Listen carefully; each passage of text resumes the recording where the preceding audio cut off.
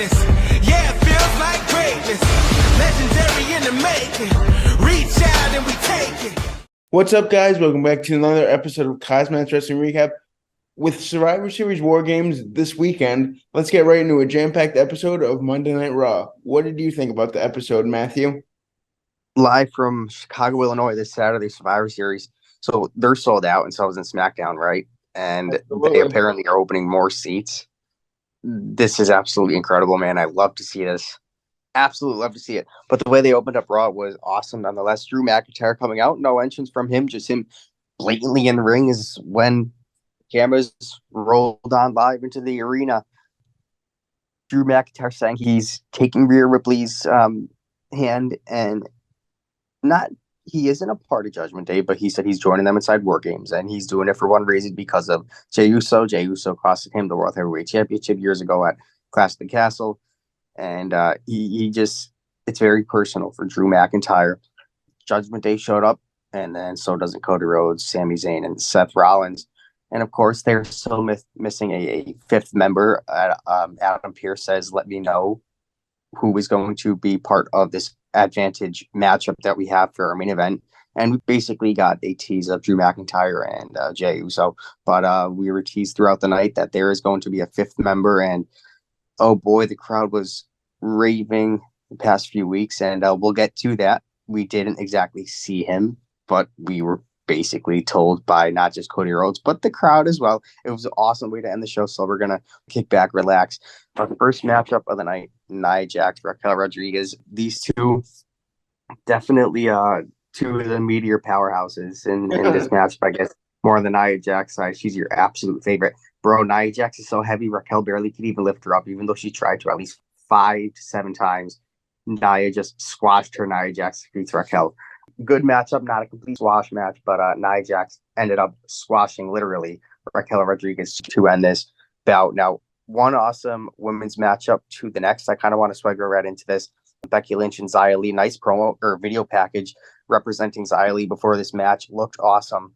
This was a spark for Xia Li. Becky Lynch did defeat Xia Li clean, but Damage Control shows up in the crowd, kind of starting a fight, and Lynch's team shows up to turn this into a big brawl. So the women's WarGames match is definitely hot and heavy, and I like how they did not forget about that, especially on Raw. And we are going to get more of a tease probably on Friday, but man, I cannot wait. You and me both, man. I like how you said hot and heavy. That's how they started off the show. I love how they really started off with 2 women's matches, got us all geared up for that women's WarGames match. It's going to be interesting to see which team wins that. I'm kind of 50-50 in the air on that one right now, but great booking by Triple H and the guys in the back getting 2 women's matches to kick off the show. For sure. And not just women's match. Afterwards, we got a singles matchup, and honestly, I can't complain. This person, he has been raising my attention. He's been raising my eyebrow a little bit. Ludwig Kaiser versus, Johnny Gargano.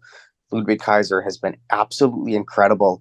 We could see his singles competitorship, in play. We do get some long, much-needed teasing with Imperium, a breakup. Kaiser told Vinci to not meet him anywhere outside that pop out anywhere during this matchup. Vinci, of course, doesn't listen, kind of pops up, causing a distraction, I guess. Kaiser was pissed off. Johnny Gargano scored a nice pinfall win. This wasn't the end for this team before Miz ends up going face-to-face with Gunther. I'll just get this out of the way. Gunther actually meets up to his teammates backstage, Kaiser and Vinci, and they're going crazy at each other, like screaming. And Gunther is kind of pissed off at Kaiser and says Vinci is taking the lead, but he has business to settle later on, and we'll get to that. But a women's tag team number one contendership, fatal 4-way, this ended up happening from earlier on in the day. Before Raw rolled down live, some backstage altercation between all these women. So let's talk about it. Piper Niven, Chelsea Green commentary. So we got Natalia and Tegan Knox, Katana Chance, Kaden Carter. I love them. Indy Hartwell and Candice LeRae, and Ivy Nile and Maxine Dupree. Definitely interesting here. All competitors, crazy talent in this ring. Tegan Knox and Natalia defeat 3 other teams to earn a women's tag team title shot. This is interesting. So we'll see. But man, Natalia, I love her, but Frig, I was rooting for either Indy and ah, Yeah, me it's too. kind of a letdown. Absolutely. But you know what? I can honestly say this is probably the first proper booking of that women's tag division that we've seen. They actually had a proper number one contenders match for those titles, and I hope it continues that way. Hope it continues. Continuing forward, Miz and Gunther and in-ring segment. Quick trash talk promo, I guess you could say, between these two before their Intercontinental title feud at Survivor Series this Saturday. They talked for a long time before segment ended with The Miz hitting a low blow and his finisher on Gunther. I thought Gunther had the upper hand here, kind of busting the chops of The Miz, get into his head. But Miz, he went down on Gunther, so this is going to be a real good matchup. I cannot wait to see Miz dethrone the Ring General. It's going to happen. I hate to say it, but it is. The ultimate opportunist, the Miz, man, it is going to happen. I agree with you 100%. And you know what? I really love how the crowd is behind Miz. 20 years in the business, he deserves all the love that he's getting, and I think we're going to see a new Intercontinental Champion. 100%. Now, moving forward, I cannot wait for that. Chad Gable versus Shinsuke Nakamura.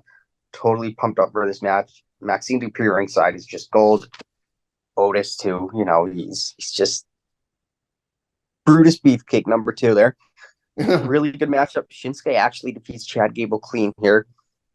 Definitely a much needed win for Shinsuke, but it's not over. It's definitely not over. There's still more in the tank for Chad Gable. It's not the end. But what's next for Shinsuke Nakamura? We'll find out in the next coming weeks, hopefully. Main event time. We're already there. Hot and heavy. Here we go. Everybody is pumped up. The crowd, they're just waiting for this match to end. Drew McIntyre versus Jey Uso. Winner of this match gets the advantage for WarGames. Big matchup here. High stakeage. Judgment Day. Basically hot and heavy on Drew McIntyre. If Drew McIntyre doesn't get this win, Judgment Day is, doesn't look good for, let's just say it doesn't look good for Drew. And then we got, Jey Uso. He's got to make his team happy. Really good matchup. So Drew McIntyre kept talking about how he wanted to take out Jey Uso for good, but he wrestled this match like he would any other, but he got a win over Jey Uso with a future shock DDT instead of his usual Claymore kick. Kind of odd, didn't expect a DDT to put him away, but you know what? It was a clean matchup. And then the show ended with both WarGames teams fighting around the ring. Totally saw this coming. The faces clear the ring. Cody Rhodes reveals that the final member of their group, with a few whistles and bells here and there, we making some references, and then basically the crowd sang Randy Orton, and Cody Rhodes says they're right. So that's what it is. Randy Orton, we didn't see him, but he basically told us it is Randy Orton. You can look that up online, but nonetheless, I was super pissed because I was pumped up to see the Viper, and we didn't see him, but we know who it is. But we still didn't see him, and the crowd is absolutely going apeshit. But they still didn't see Randy Orton, and Twitter is going nuts. They got us all amped up. I guess we're just going to have to wait until Survivor Series this Saturday. Definitely a great way to end the show. I'm so excited to see Randy Orton back, an absolute legend, future Hall of Famer, and the Viper is back, and I think we're going to see an RKO out of nowhere, that's for sure. It'll be a pleasant surprise, I'll tell you that.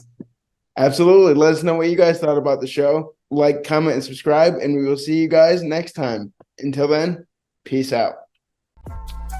This has been KozMatt. Thanks for watching.